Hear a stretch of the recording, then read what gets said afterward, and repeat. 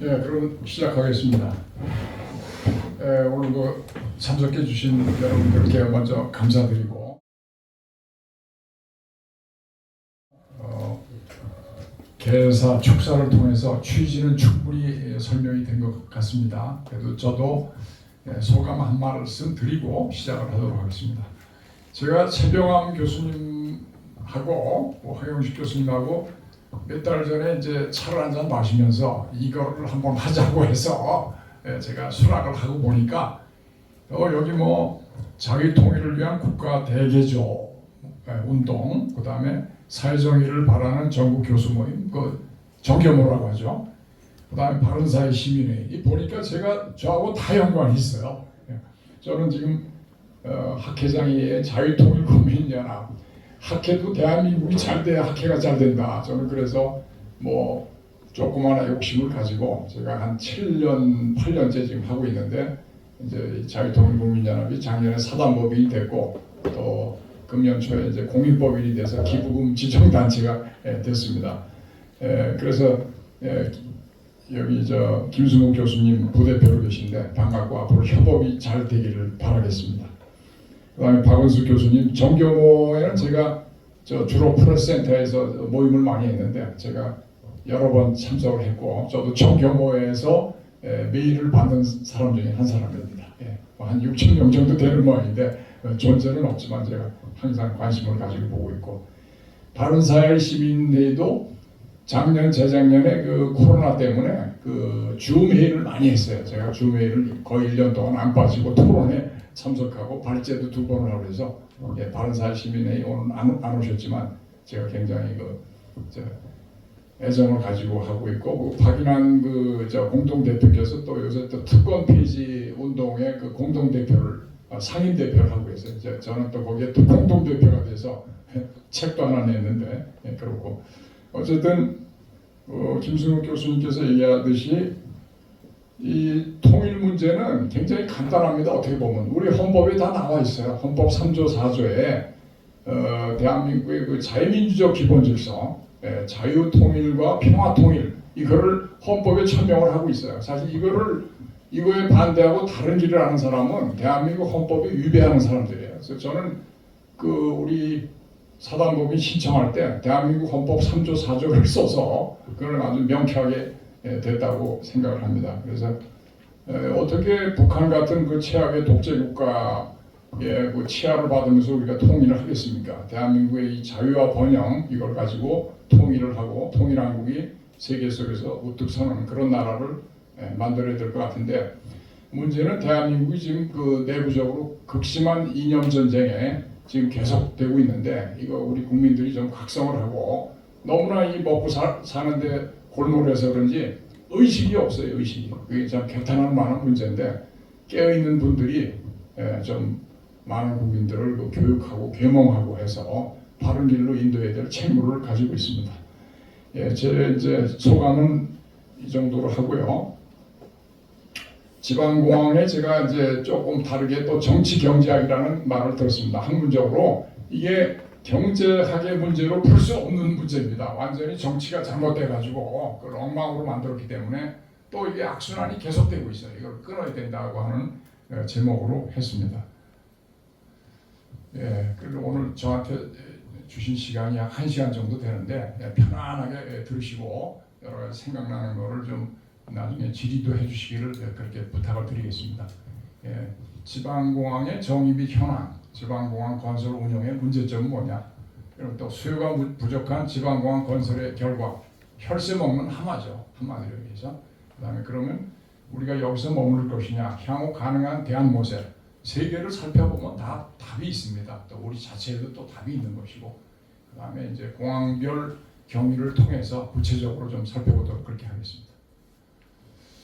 지방공항의 정의는, 공항은 이 공항시설 같은 공공용 비행장으로서 국토부 장관이 그 명칭, 위치 및 구형을 지정 고시한 것을 말한다. 이러기 때문에 이제 중앙정부가 공항을 건설 운영하게 되는 이제 책무를 지니고 있는데, 그 중에서 수도권에 위치한 공항, 인천국제공항, 김포국제공항을 제한공항을 지방공항이라고 합니다.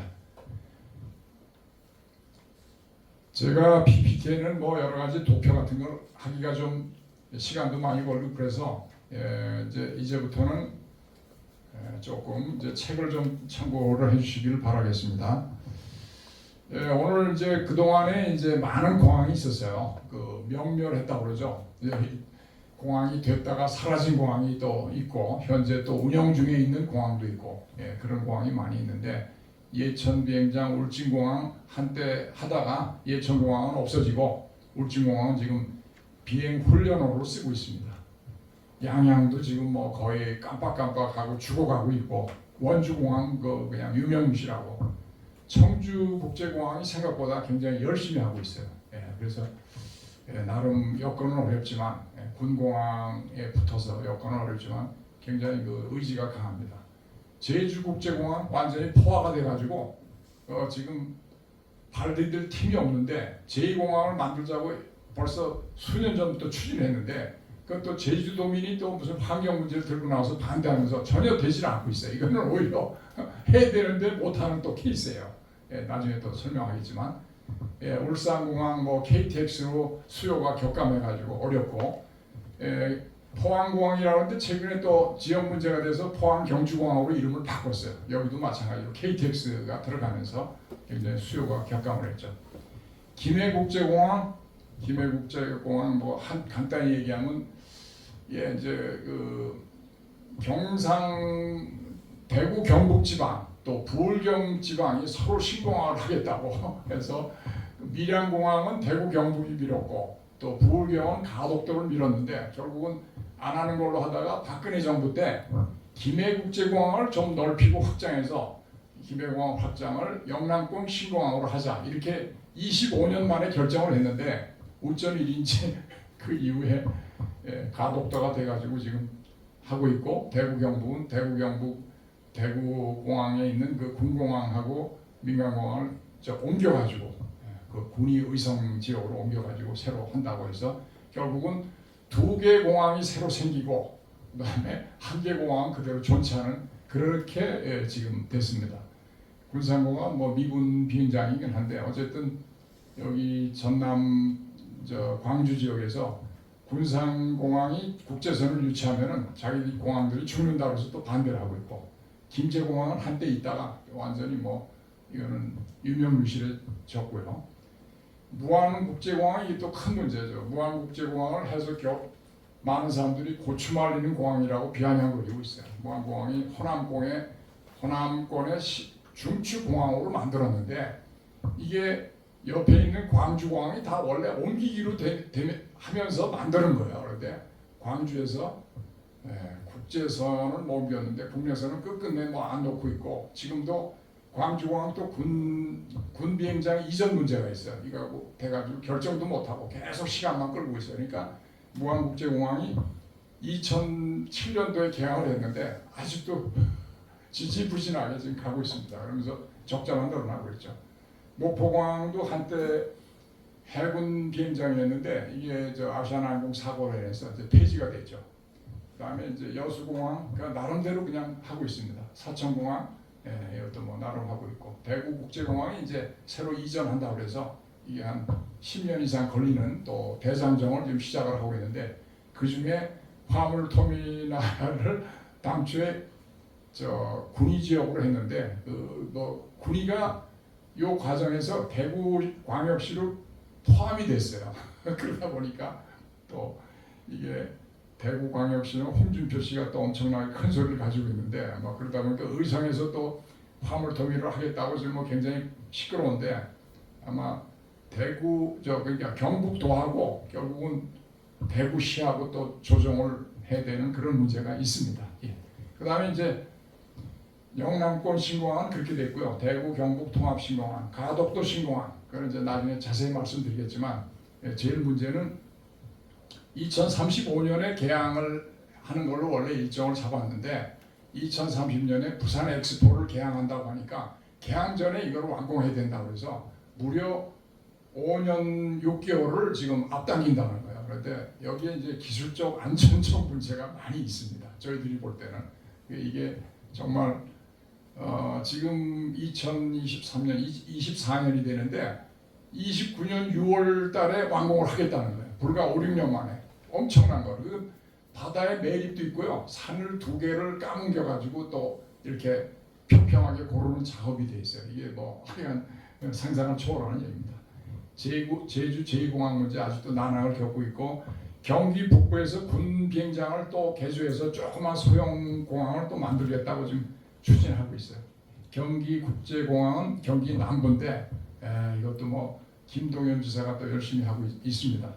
서산공항, 여기 성일정 의원이 또 서산공항에 그 해미 공군 비행장을 이용해서 소규모 작업을 이제 하겠다고 지금 하고 있는데 어찌 될지 지금 약간 그렇고, 이제 여기 이제 오늘 포스터에 나온 새만금 공항이 문제죠. 새만금 공항이 무안공항하고 1시간 반 거리밖에 안 떨어져 있고, 그 지금 무안공항도 고추를 말리고 있는데 새만금 공항은 어떨 것이냐, 뭐 그런 문제가 있는데, 여기 군산공항하고 1.3km 떨어져 있어요. 새만금 공항이. 근데 이번에 아시겠지만 새만금에 그 잼버리 하면서 밑에가 전부 뻘이 돼가지고 그걸 텐트를 칠 수가 없잖아요. 그냥 막 갯벌에서 물이 올라오고 그래가지고 막 그런 악조건인데, 울릉공항, 흑산공항, 백령도공항, 이건 이제 아주 지방의 소규모 공항이니까 합리성이 있죠. 먼 곳이니까 국민 편의를 위해서. 그래서 이제 이 전제는 저희가 이제 오늘은 전부 지방공항의 네거티브한 상황을 얘기하지만 원래 지방공항은 좋은 겁니다. 지역민의 교통 편의. 지금 KTX가 있지만 너무 벽고지 같은 데는 비행기를 타고 하면은 교통 편의가 향상이 되고 또 국제화를 촉진할 수가 있어요. 국제선이 진짜 너무 먼 곳에서 인천공항까지 와서 세계로 나가려면 힘드니까 조금 근거리 국제선 같은 거는 좀 일부 해서 거기서 하면 긍정적인 기능이 많이 있어요. 또 지역 개발. 이제 나중에 황 교수님 토론하겠지만 일본의 뭐 중부 국제공항 나고야에 있는 거 그런 문제.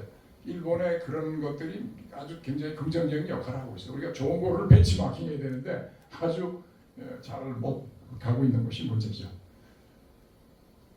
그러면 이제 지방공항 현황 요거는 책자를 통해서 조금 간단히 설명드리도록 하겠습니다. 책자 3페이지에 보면 최근 5년 동안 지방공항의 활주로 활용률이 나옵니다.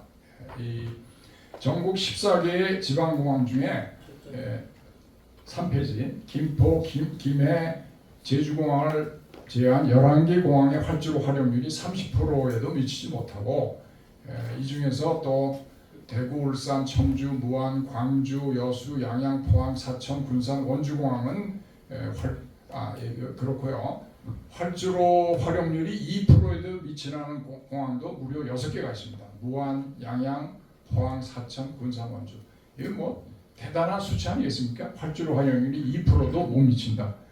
그 다음에 이제 그 밑에 그 수지 타산이 나오는데, 전부 뭐 적자의 토성이라는 건 거기 뭐 다 47억 원 적자, 77억 원 적자, 청주는 99억 원 적자.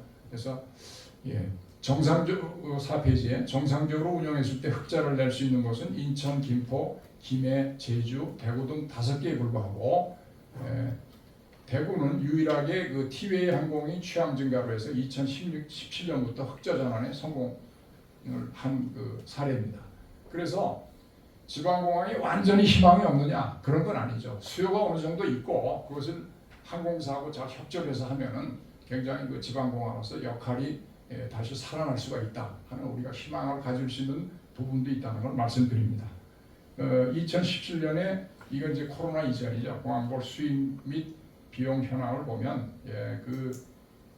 여기 대구 수익하고 비용하고 해서 전부 다 마이너스가 돼 있고, 5년 내 국내공항 단기 손익 현황이 그 밑에 나와 있고, 한국공항공사가 이제 대표적으로 이 지방공항을 운영하고 관리하는 기관이 됩니다. 우리나라에서 공항공사가 2개가 있습니다. 인천국제공항공사는 인천국제공항 하나를 담당하는 곳이고, 물론 거기 교통량이 수요가 많고 하니까 그거는 뭐 코로나 때 좀 미쳤지만 나머지는 미칠 염려가 없는 우리나라의 대표적인 관문공항이고, 이제 한국공항공사가 여기 김포 지역에 본사가 있죠. 한국공항공사 전국에 14개, 15개 공항을 운영하면서 그 중에 흑자 나는 거 있고 적자가 나는 곳이 있는데 적자 나는 공항이 훨씬 많아요. 그래서 코로나 때는 진짜 한국공항공사가 너무나 힘들었어요.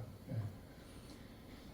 그래서 5페이지에 2020년도에 그 한국공항공사의 경영성과가 나와 있습니다. 경영성과가 나왔는데 다 뭐 김포, 김해, 제주 정도는 괜찮지만 나머지는 다 적자를 기록하고 있습니다. 그래서 최근 5년간의 지방공항 누적 손실은 4,408억 원이 누적 손실이 돼 있고 공항의 초창기부터 전부 계산을 하면 아마 어마어마한 수치가 될 겁니다. 그 다음에 이제 인상적인 거는 KTX가 운행하는 지역 공항의 운송 실적이 감소하고 있습니다. KTX 양양권 2009년도, 10년도 2단계 개통 전에 탑승률에 비교해서 탑승률이 울산은 70%, 포항은 53%, 김해는 67%였는데 개통 후에 보니까 이게 70%가 51%, 53%가 47%, 67%가 그렇게 이제 자꾸 감소하는 추세를 보이고 있습니다. 중요한 건 또 인구 추세입니다. 여기 보시면 알겠지만 2019년에 우리나라 총 인구가 정점을 찍었습니다. 5,184만 9,861명으로 돼 있고 2020년부터 이게 점차 감소를 해서 계속해서 아마 인구가 순감소를 하게 될 겁니다. 그 다음에 이제 굉장히 의미가 큰 것은 광역 다치별하고 권역별 인구가 굉장히 중요합니다. 지금 우리나라의 인구를 보면 경기도가 26.5%, 서울 특별시가 18.3%, 이제 부산, 경남, 인천 광역시, 경상북도 대구 광역시, 거기까지는 그래도 괜찮은데 나머지 이제 도 단위가 전부 4% 미만으로 돼 있어요. 충청남도, 전라남도, 전라북도, 충청북도, 강원특별자치도, 여기 보면 그렇게 돼 있고요. 7대 권역별 인구를 좀 주목해서 보셔야 될 겁니다. 수도권은 인구의 50.64%니까 여기 뭐 공항을 건설하고 유지하는데 큰 문제가 없습니다. 부울경도 14.92%니까 부울경 대경권하고 합치면은 24% 정도 되니까 이것도 공항이 한두 개 정도는 있어야 되겠다고 이렇게 보여집니다. 충청권도 지금 청주공항이 있는데 10.81%니까 수요가 합류되는데 문제는 이제 그 호남권이 전체 전라남도 광주 다 합쳐도 이게 9.72%니까 이게 보면은 충청권하고 비슷하고 대구 경북권 하나하고 비슷해요. 호남권 전체가 여기에 이제 많은 공항들이 이제 건설을 하려고 하는 것이 이제 인구 규모로 봐서 이제 문제가 되는 겁니다. 그다음에 이제 재정 자립도가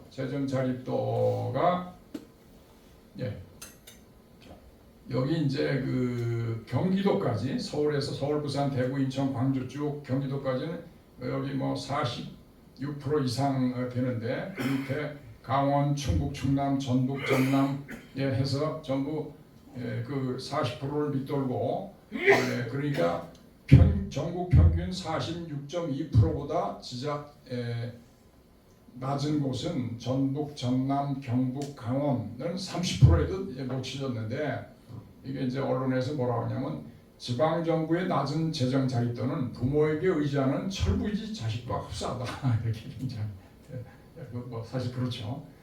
그 다음에 아까 우리 박은숙 교수님께서 얘기하셨지만 대한민국 국가 채무가 만만치 않습니다. 지금 1,100조를 돌파를 했는데 문재인 정부 때 그 이전에 전체 역대 정부가 600조였는데 한 5년 동안에 400조가 증가를 했어요. 이거를 뭐 하는데 지금 문재인 정부는 지금 현 정부에다가 국가 채무가 늘어나고 있다고 또 비난을 하더라고요. 이게 참 대단한 분들인 것 같습니다. 그 다음에 이제 공항 개발 종합 계획이 있는데 여기 쭉 있는데 제가 다 설명할 필요는 없을 것 같습니다. 제가 이제 강조드릴 거는 5차 공항 개발 종합 계획하고 6차 종합 계획하고 일관성이 없고 다소 굉장히 기본 계획이 자꾸 흔들리고 있어요. 문제는 그건 뭐냐? 이제 공항 개발 종합 계획은 이제 국토교통부에서 하는데 이제 시간이 바뀌면서 자꾸 새로운 게 들어오고 또 변질이 되고 이러면서 이 5년 단위의 국가 차원의 공항 개발 종합 계획이 일관성을 가지지 못하고 자꾸 흔들리고 변하고 있다 하는 것이 이제 문제라고 보여집니다. 여기 뭐 6차에 보면 서산공항 얘기도 나오고 경기 남부권 국제공항 얘기도 나오고 일단 정치권에서 압력을 넣으니까 그 종합계획에다가 그냥 넣어놔요. 검토를 하겠다고. 그 검토하겠다고 넣는 것 자체가 이제 화근이 되는 거예요. 계속 이제 지자체에서 공항 개발 중장기 계획에 들어있지 않느냐 해서 이제 압력을 넣고 집요하게 이제 달래는 겁니다. 예, 그다음에 이제 넘어가겠습니다.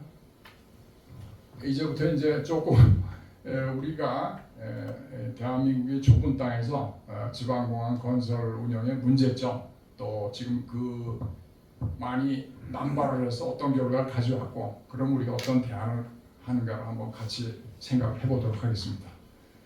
첫째로는 이제 수요가 가장 이제 전반적으로 부족하다고 보여집니다. 지금 아까 말씀드린 인구의 정체 감소 내지 또 문제는 인근공항과 수요가 중첩된 상황에서 무리한 공항 개발 사업이 많아요. 그럼 이제 지금 그 지자체에서는 인근공항의 수요를 갖다 감안을 하지 않죠. 그 지자체에서 그러니까 감안하는 게 아니라 그것까지 자기 수요를 봐가지고 공항 건설의 이 경제성 데이터로 제시를 하는데 이걸 맞지 않는 것이죠. 지금 대구, 청주, 광주, 울산을 제외한 나머지 공항은 도시의 인구가 100만 명 미만입니다. 그래서 항공 수요가 굉장히 한정적으로서 이게 지속 가능성이 있느냐 하는 문제를 항상 퀘스천해 봐야 되고 최근 코로나로 인해서 지방공항을 포함해서 모든 공항이 대규모 정체가 발생을 하고 지금도 아직도 회복세에 있습니다. 이게. 자, 그다음에 아까 이제 수요가 전반적으로 부족한 뿐만 아니라 수요 부풀리기가 굉장히 성행하고 있습니다. 대부분의 용역기관이 타당성 조사 시 발주처의 요구에 맞춰서 수요 부풀리기를 하고 비시 분석, 비용 편익 분석을 합리화시키고 있습니다. 그 용역기관들이 용역을 받은 데에 의도하고 다르게 이건 수요가 안 된다고 하는 배짱을 가진 기관은 거의 없는 것 같아요. 제가 보기에 한두 군데 있긴 있을 거예요. 그러면 아마 그 용역 결과는 발표하지 않고 내부적으로 용역 수주하는 데를 바꿔가지고 아마 다시 자기들 의사를 관철하게 되는 것이 보통이라고 저는 생각합니다. 자, 그다음에 이제 또 거기 자문위원으로 한 분들이 대부분 타당성 및 수요를 정당화 합리화하면서 거기서 이제 회의에 참여하면서 찬성 입장을 표명하는 것이 대부분이라고 보입니다. 우리가 어디 회의에 갔는데 거기서 이건 말도 안 됩니다라고 얘기하는 사람이 과연 열에 한 사람 정도는 있겠죠. 그렇지만 대부분은 이게 흘러가게 된다 이거죠. 그 다음에 이 지역 균형 개발을 명분으로 내세우는데 이 지역 균형 개발이 진짜 되는 건가는 회의적인 시각이 지배적이다. 그 다음에 교통 여건의 획기적인 개선. 누누이 말씀드리지만 지금 전국 주요 도시를 KTX가 2~3시간 내에 전부 연결이 됩니다. 이게 이제 앞으로 KTX가 이제 최근 보니까 무안공항도 거기 이제 KTX가 들어가도록 공사를 한다고 하더라고요. 물론 시간이 많이 걸리긴 하지만 이렇게 되면은 KTX가 들어가면 공항이 활성화되는 측면도 있지만 KTX 들어가면 그 공항이 또 왜 필요가 있느냐 이게 양면성의 문제에 직면하게 된다 이렇게 보여집니다. 전반적으로 국내선의 여객 수송이 감소 추세에 있는 것도 사실입니다. 그 다음에 이제 우리가 가장 뚜렷한 지역 이기주의의 이제 두 가지가 있어요. 하나는 핀피라고 해서 전부 내 이 앞마당에다가 좋은 시설을 유치하겠다는 게 핀피죠. Please in my front yard. 자, 이걸 누가 하느냐? 해당 지역의 국회의원들 또 선출직 지자체장들이 결합을 해가지고 이게 이제 우리나라의 정치 권력을 이루는데 이 해당 지역의 국회의원, 선출직 지자체장은 다 중앙 정치하고 또 연결이 돼 있죠. 그 당에서 그 지역의 표를 얻으려면 이 해당 지역의 국회의원하고 선출직 지자체장이 추구하는 것을 그렇게 반대하기가 쉽지 않은 것이 우리나라 정치 구조입니다. 부산이나 대구에서 한다고 하는데 그거 하지 마라고 중앙당에서 얘기할 수 있는 경우는 거의 없을 것 같습니다. 그런 것들이 이제 문제죠.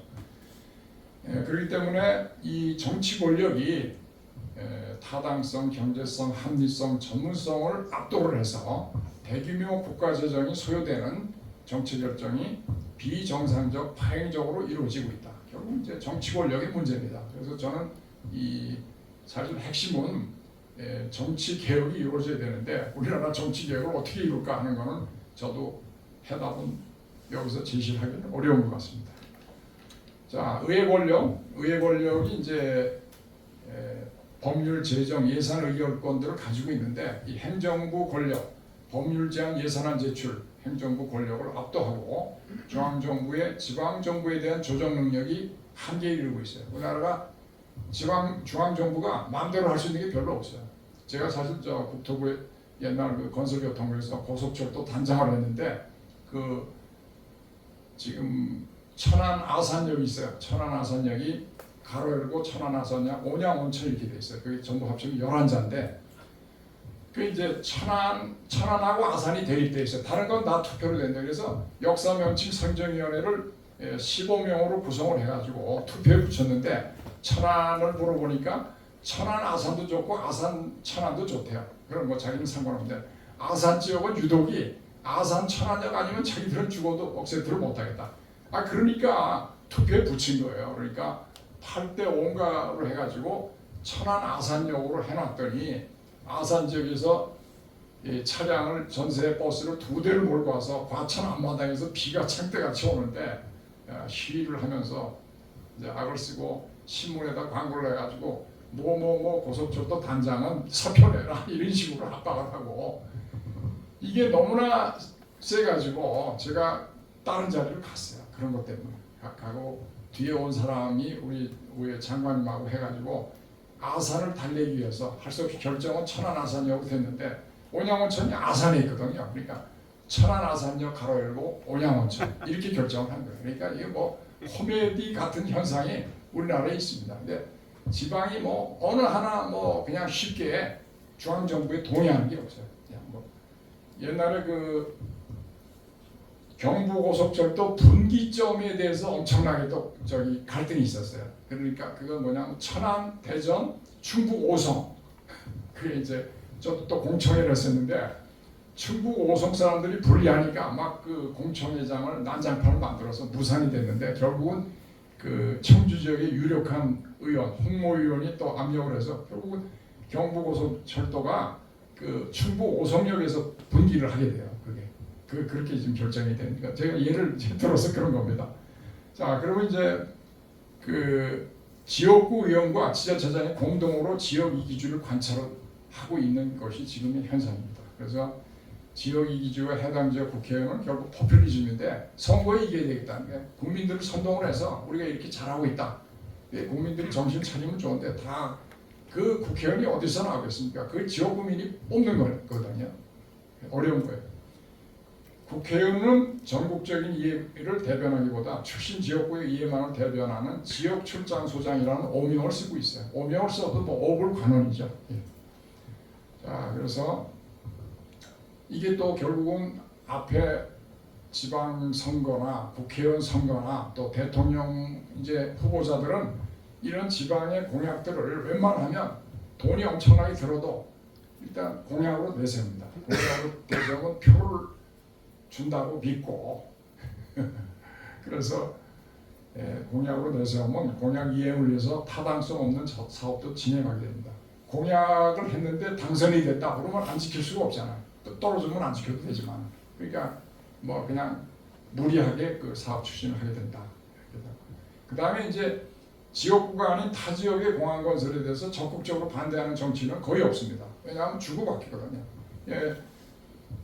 앞으로 자신의 지역구에서 다른 SOC 사업을 추진해야 할 경우에 대비해서 남이 하는 거 그렇게 브레이크 걸기 어렵다.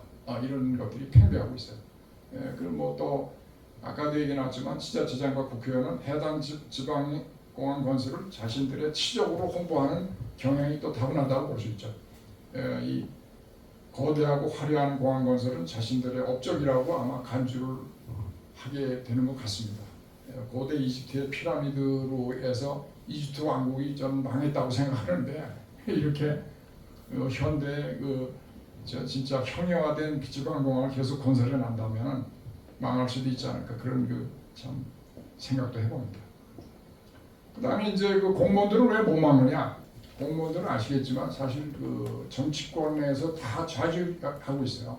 이거 참 말씀드리기 어렵지만은 중앙정부의 과장급 인사도 청와대에서 다 관여를 해요. 역대 정부하고 별로 뭐 좌파 우파 정부 다를 게 없고 조금 차이는 있지만 그런 상황에서 소신 있게 뭐를 이렇게 밀어붙이고 정치권을 설득하기보다는 정치권하고 적당히 말을 들어서 자기 자리를 보존을 하고 인사에서 불이익을 안 당하겠다 하는 것들이 굉장히 강합니다.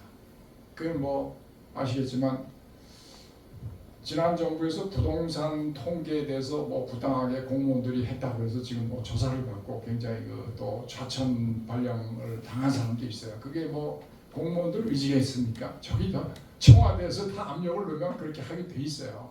그다음에 뭐 소주성 통계, 그다음에 원전 통계 다 마찬가지예요. 그러니까 공무원들을 어여삐 여기셔야 됩니다. 사실은 공무원들이 무슨 악한이 없고 공무원들이 시키는 대로 할 수밖에 없는데요. 그런데 이게 나중에 이제 정권이 바뀌면 정치권에서 질타를 하고 또 감사원에서 다시 감사를 하니까 결국은 이래 쳐죽고 저래 쳐죽고 하는 게 공무원 인생이다. 저도 공무원 출신이지만 굉장히 좀 우리 후배들이 최근에 더 가볍다는 생각을 하고 요새 공무원들이 이직 현상이 많습니다. 그래가지고 회의적이거든요. 그러니까 이제 정치권의 힘이 압도적인 현실에서는 이런 거를 수동적으로 받아들일 수밖에 없는데 관계부처가 국토교통부가 주무부서긴 한데 여기 이제 국방부 이제 군공항 문제가 이제 이전 문제가 굉장히 이제 항상 거론이 되고 심각하죠. 그다음에 기획재정부 돈 줘야 되잖아요. 환경부 환경 문제 따져야 되죠. 국가 차원에서 중립적이고 전문적인 견해를 반영하기는 굉장히 어렵다. 이런 것이 현실입니다. 지 교수님 제가 얼마큼 더 해야 되죠? 시간 조절. 하십시오. 네, 괜찮습니다.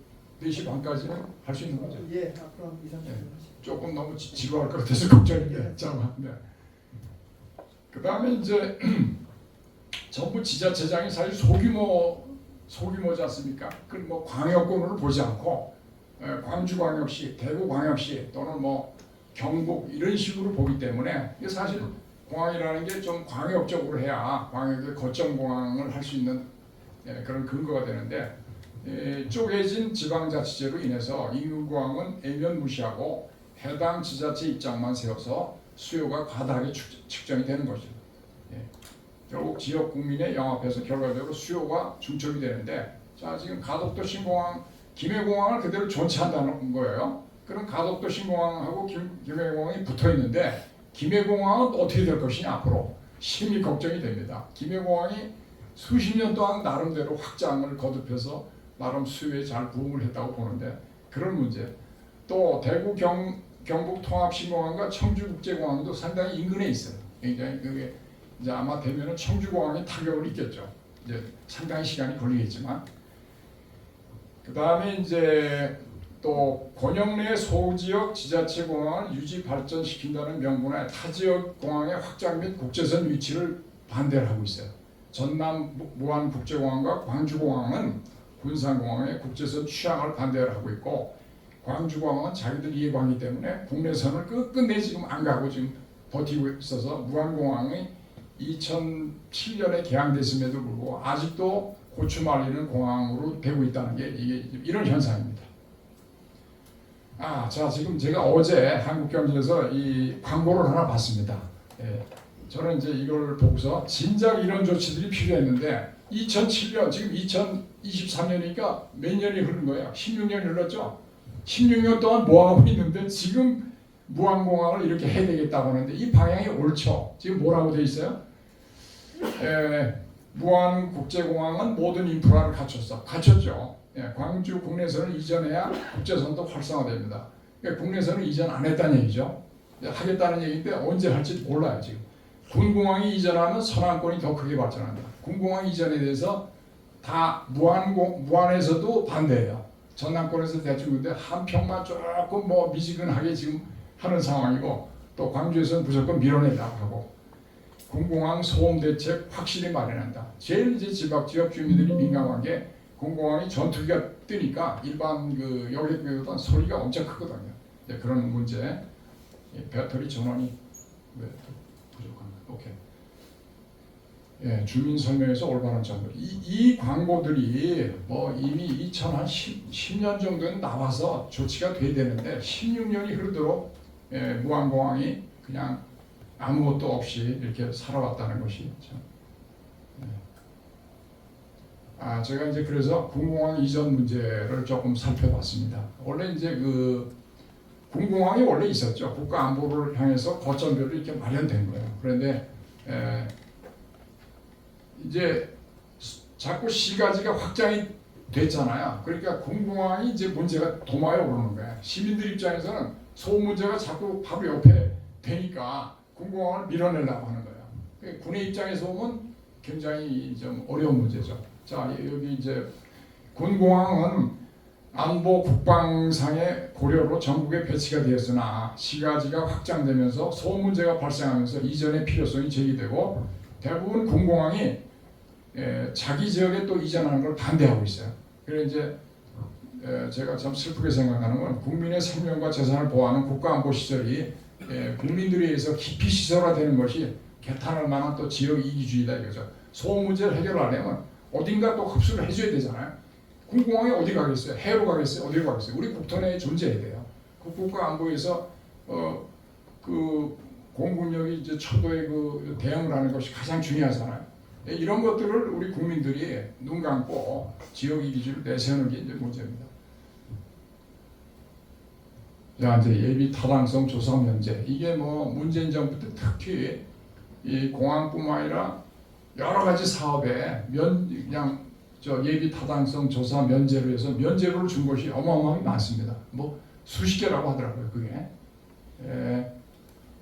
그러니까 예비 타당성 조사는 굉장히 중요한 겁니다. 지금 그게 어디에서 하죠? KDI에서 하나? 어디서? KDI에서 하죠. 그러니까 그 경제적 합리성을 따져서 BC 분석을 통해서 이게 장래에 또 수요가 돼서 굉장히 수익성이 있느냐 하는 걸 따져야죠. 안 그러면 국가 예산이 그냥 낭비가 되는데, 그러니까 1999년부터 2020년까지 767개 사업 중 207개 사업이 타당성이 낮아서 중단이 됐어요. 그래서 170조 원의 예산을 절감하고 있는데, 이건 이제 총 사업비가 500원을 넘으면은 넘으면서 300원 이상 정부 재정 지원이 투입되는 사업에 대해서 검증하기 위해서 도입이 됩니다. 그 새만금 국제공항 사업은 2019년에 문재인 정부에서 예타를 면제했어요. 그래서 원래 국토교통부의 사전 타당성 그 검토에서는 비용 대비 편익이 0.47구니까 1보다 낮은 거는 이제 네거티브한 거거든요. 이런 것들. 그래서 새만금 지역에서 젠보리하고 연계해서 추진한 SOC 사업이 7개입니다. 그래서 젠보리 소유 예산이 11조 원인데 젠보리를 빙자해가지고 새만금 신항만이 3조 2,476억 원, 고속도로가 1조 9142억 원 대표적이고, 또 새만금 공항 건설은 막상 새만금 공항은 8,077억인데 이거를 연결한다고 다른 SOC가 뭐 엄청나게 합쳐서 11조 원이 된 거죠. 11조 원이.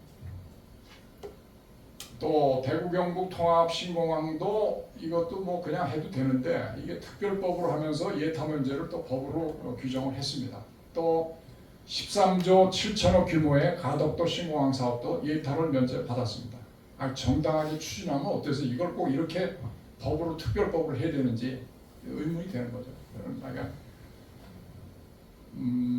지금 명분을 뭐로 내세우냐? 지역 균형 발전, 긴급한 경제 사회적 상황 대응 등 국가정책적으로 추진이 필요한 사업이라는 면제 기준은 해석에 따라 사실상 모든 사업에 적용이 가능하죠. 귀에 걸면 귀걸이, 코에 걸면 귀걸이. 그 대규모 재정이 투입되는 일인 만큼 예타 면제는 크게 예적으로 해야 되겠죠. 지역 간 나눠먹기 행태도 문제고, 원래는 해서는 안 되는 겁니다. 뭐 극히 예적으로 한두 건이 있을 수 있겠지만 그건 긴급한 사안이라고 볼 때 안에서 하는 것이고, 그 다음에 이제 국내 항공시장도 굉장히 포화 상태예요. 이제 항공사가 이제 좀 많다는 또 지적이 있어요. 지금 대한항공, 아시아나항공을 비롯해서 국내 LCC 소형 항공사가 현재 10개로 되어 있어요. 10개로 되는데 플라이감은 하이에어는 사실상 해선 신청 중에 있어서 그 양양을 기점으로 하는 플라이강원이 다른 데 인수가 될지 해선이 될지 하는 거는 굉장히 저는 불투명하다고 보고 있어요. 양양의 수요 자체가 너무 없고, 계절성으로 뭐 중국이나 이런 데서 전세기 정도 운영하는데 그걸로는 공항이 이제 운영이 안 되고 하이에어는 아시겠지만 이게 이제 소형 항공사야. 저는 이제 우리나라 제도를 보면 소형 항공사가 50인승까지 50인만까지만 태울 수 있도록 돼 있어요. 항공사를 운영하는데 이 좌석 제한을 주면은 운영이 안 됩니다. 50석 태워가지고 어떻게 코스트를 맞출 수 있겠습니까? 이거는 어떤 뭐 조그만 공항이라도 항공사 차원에서 알아서 기재를 투입하면 거기서 자기들이 미치든지 남든지 하는 걸 책임을 져야지 왜 소형 항공사를 카테고리를 만들어서 그렇게 부당한 칸막이를 하느냐는 것이 제 생각이에요. 아마 소형 항공사가 성공한 예는 없습니다. 아무것도. 그러니까 이걸 제도를 고쳐야 됩니다. 이번에 이제 울릉공항, 흑산공항 하면서 그것이 문제가 되니까 국토부에서 이제 50석을 80석으로 늘린다는 거예요. 그것도 늘리지 말고 전부 없애야죠, 칸막이를. 예, 알아서 하는 거예요. 뭐 비행기가 뭐 50석짜리 있고 80석짜리 있고 그거는 사이즈별로 있긴 있는데 그런 좌석 제한을 주면 안 된다고 생각합니다. 예, 어쨌든 인구가 600만은 미국도 LCC. 제가 뭐 개수 가지고 굳이 시비 거는 건 아니고 우리나라 수요에 비해서 좀 과다하다 하는 것이 이제 보고. 자, 이제 아까 그 제주 신공항, 제주의 제2공항 문제가 있잖아요. 이게 대표적인 네버 인마이 100야드인데 조금 더 약간 뉘앙스가 틀려요.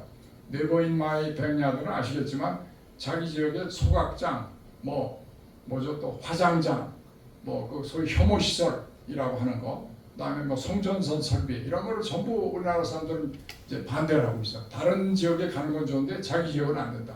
이것도 민주주의라고 하는데 전혀 잘못된 민주주의를 지금 가고 있는 거야. 국민들이 어떻게 우리 국토 내에서 다 그다음 원자력 폐기물 처리장, 예. 그것도 부안에서 엄청 반대하다가 그 어디로 갔죠? 저기 이쪽에 그 경상북 경주로 갔죠. 경주는 그걸로 해서 2조 3조를 받아서 굉장히 좋은 거예요. 그래 지금은 이제 막 유치하려고 그러는데 그때 부안에서는 그때 무슨 김종 무슨 군수가 완전히 린치까지 당하는 사태가 있었어요. 한준수. 예? 한준수. 한준수? 예. 아니 내가 아는 그 부안 군수는 김모였어요.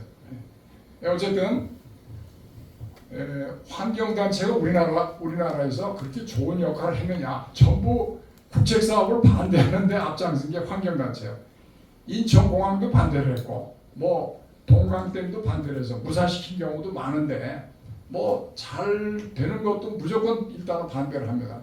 여기는 솔직히 말씀드리면은, 예, 제가 뭐 고속도로 단장을 해서 잘 아는데, 그때 이제 경부고속철도가 마지막 들어가야 되는데 울산에서 부산에도 들어가는 길이 없어요. 전부 주택지역, 공장지역. 그래서 108개 노선을 검토를 했는데 유일하게 산을 뚫어서 지하 터널로 갈 수밖에 없었어요. 그게 이제 천성선 그 터널 문제인데 거기에 이제 유명한 지울수입이 나와서 도룡령이 다 죽는다. 그 터널이 말이죠. 지하 400m, 600m 있는 거예요. 전혀 산 위에 있는 도롱뇽하고 관계가 없어요.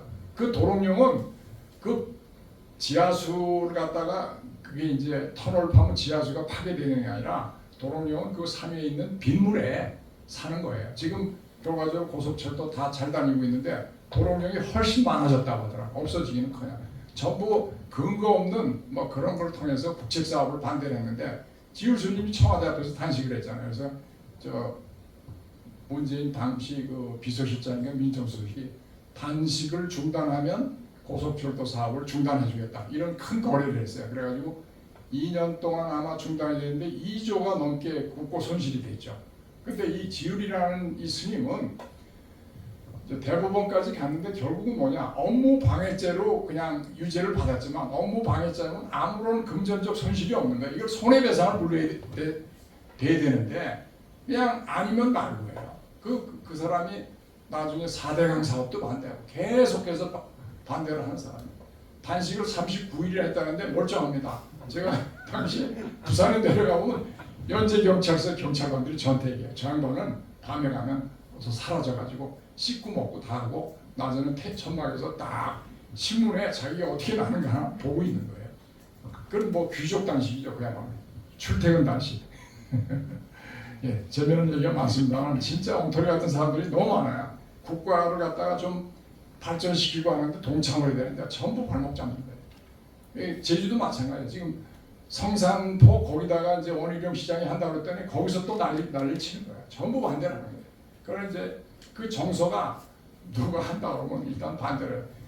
제주 공항 가보세요. 포화가 돼서 움직일 틈이 없어요. 진짜 너무나 불편한데 빨리 만들어야 되는데 지금 뭐 몇 년, 5, 6년, 7, 8년이 지금 지나고 있습니다. 그 결과는 뭐냐? 제가 20분 내에 마치겠습니다. 좁은 국토에 운영 중인 공항이 15개나 있는데 신설을 추진하는 공항이 7개나 있습니다. 그래서 지금 특별법을 제정해서 그냥 밀어붙이고 있어요. 특별법 하면 뭐 다 되는 거 아닙니까? 그다음에 이제 막대한 공항 건설비를 국비에서 부담해요. 지방비 투입은 없습니다. 지방비 투입 단 1원도 없었어요. 이제 국토부에서 공항 개발 중장 기획을 하다 보니까 전부 국토부 책임이다 이렇게 돼가지고 이것도 잘못된 사고예요.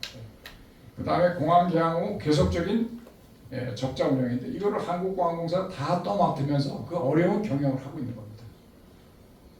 이게 뭐냐? 결국 국민 세금을 메우는 거죠. 국민이 무슨 봉입니까? 타 지역에 말도 안 되는 공항을 만드는데 내가 서울에 살고 있는데 서울 사람들이 이걸 보전하는 거예요. 결국 다른 지역에 있는 사람들이. 자, 결과적으로 공항 건설과 운영 모두 국고에서 부담하고 한국공항공사는 적자 운영을 지속하고 있다. 자, 또 이제 재미난 일인데 우리 여기 이제 전직 임원을 하신 우리 임 교수님이 계시는데 제가 임 교수님 말씀을 듣고 이 문장을 넣었습니다. 자, 이제 일단 공항이 운영을 개시하면 하루 운항 편수가 1, 2에 불과한 공항도 막 또 지자체에서 이용객이나 지자체에서 막 IT, 스마트 공항 이런 첨단 설비 이런 걸 또 요구하는 거야. 그런 건 공항공사에서 또 안 할 수도 없고 공사에서 전액 부담해서 설치를 하는데 뭐 어떻게 보면 수십억도 들고 뭐 그렇게 들어요. 그러면 그거를 또 일정 기간이 지나면 유지보수를 또 해야 되잖아. 계속해서 이제 비용이 들어가는 거예요. 단 1, 2편을 뜨는데도 불구하고 이게 이제 공항 운영의 정말 아이러니라고 볼 수 있죠. 또 해당 지자체에서 항공사를 들어오라고 거의 이제 보조금을 좀 주는데 이게 성공한 케이스가 거의 없어요. 에어포항 들어갔는데 뭐 조금 주는 척하다가 뭐 안 줬는데 그러니까 조금씩 줬는데 다 그거 잘 안 됐습니다.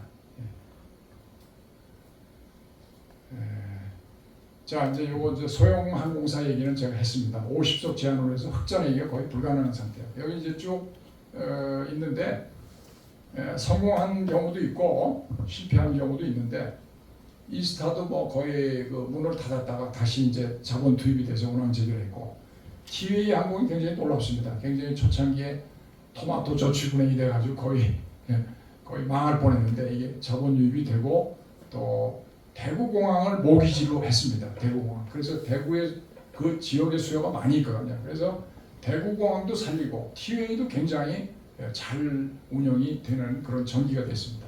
굉장히 모범 사례라고 봅니다. 에어필립 운항 중단, 에어포항 파산, 플라이강원 해상 신청, 하이에어 해상 신청.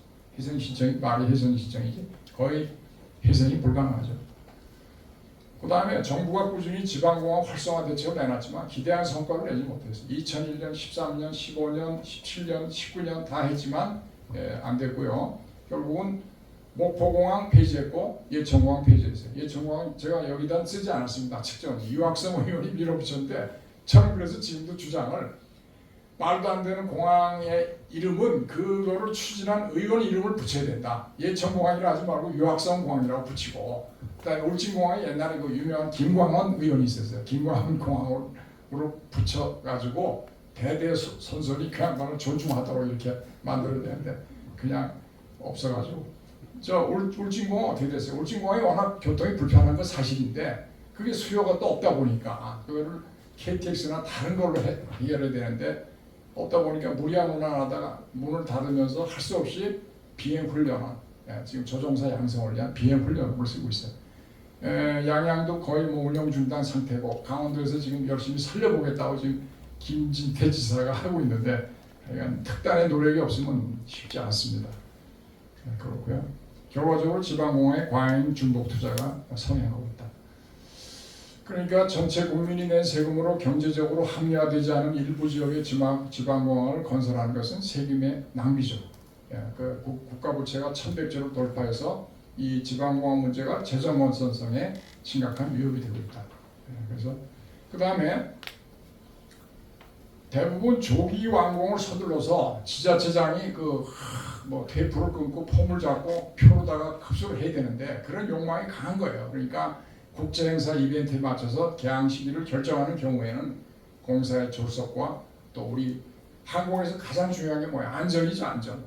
아이카오라는 조직이 있어요. 국제 유엔의 스페셜 에이전시인데 거기에 이제 항공 안전을 위주로 하는 격이에요. 거기에 항공은 공항이나 모든 면에서 안전을 위해서 거기 규정도 만들고 국가에 감사도 하고 그렇습니다. 이게 이제 이렇게 되다 보면 안전이 이제 해치는 것이죠. 자, 가덕도 신공항이 자 이미 뭐 여야가 합의해서 결정은 됐어요. 결정이 됐는데 제가 할 수 없이 지적할 수밖에 없는 거는 2035년 6월 개항 일정을 원래 맞췄는데 2030년 엑스포 일정에 맞춰서 2029년 12월에 완공 추진하겠다는 거예요.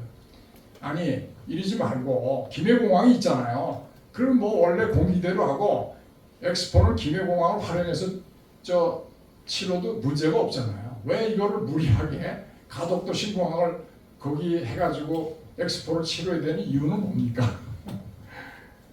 자, 그럼 이제 조금 더 우리가 건설적으로 한번 가봅시다. 지금 이제 제가 제목을 악순환의 고리를 끊어야 된다고 했는데 진짜 악순환의 고리를 끊어야 되는데 정작 정신 차려야 할 사람들은 정치권입니다. 정치권. 국민들이 뭐 정신 차릴 게 뭐 있어요. 정치권이 전부 그걸 모빌라이즈 해가지고 뭐 앞으로 그냥 푸시하고 선동하고 하는 거 아닙니까? 그래서 특별법에 의한 예비 타당성 면제는 일반적으로 불허용되고 이거를 관련법 규정을 보완 조치해야 되겠다. 이거를 과연 법을 만들 수 있을까요? 회의적이지만 일단 제안을 해봅니다. 그 다음에 지방정부만이 해당 지방공항 건설을 요구할 경우에 중앙정부가 단호하게 당신들이 알아서 해라. 이걸 해야 됩니다. 지금 지자체 책임으로 건설 및 운영을 한다. 그런데 이제 이게 해놓고서 아주 지자체에서 굉장한 노력을 기울인 경우들이 몇 개 있어요. 대구공항, 청주공항이 그런 경우입니다. 그래서 수요도 살리고 지역 발전도 하고. 그 다음에 이제 재원 조달 방법을 다양화해야 돼요. 국고만 완전히 의지하는 거는 문제가 크죠. 재원의 민간 조달, 또 BOT 방식의 건설과 지자체 주도의 건설과 운영. 지자체가 돈이 없으니까 뭐 아까 재정 잘 있다고 형편없잖아요. 20% 되는 데도 있는데 어쨌든 공항 운영권의 민영화 등 다양한 방안이 있습니다. 세계 공항 산업은 민간한테 공항 운영을 맡기는 경우가 많이 있어요. 영국의 히드로공항 제가 좀 나서서 국회 예산 정책적 또 말고 또 자문기관들을 해서 중립적인 전문 연구기관에서 자문을 해서 국회에 의견서를 내고 그렇게 해야 됩니다. 국토교통부는 이제 공항개발 중장기 계획에 반하는 지방공항 건설을 추진할 경우에는 지자체의 책임으로 한다고 방침을 설정하는 것이 바람직하겠다. 그 다음에 지자체 단독으로 건설할 강행한 공항이 대규모 적자가 날 경우엔 그 지역 내 다른 SOC 건설을 불허하는 것도 방법이 되겠습니다. 그 다음에 제가 이제 이거는 좀 추가를 한 건데 중앙정부의 조정 통제 기능 강화가 절실히 필요하다는 게 제 생각입니다.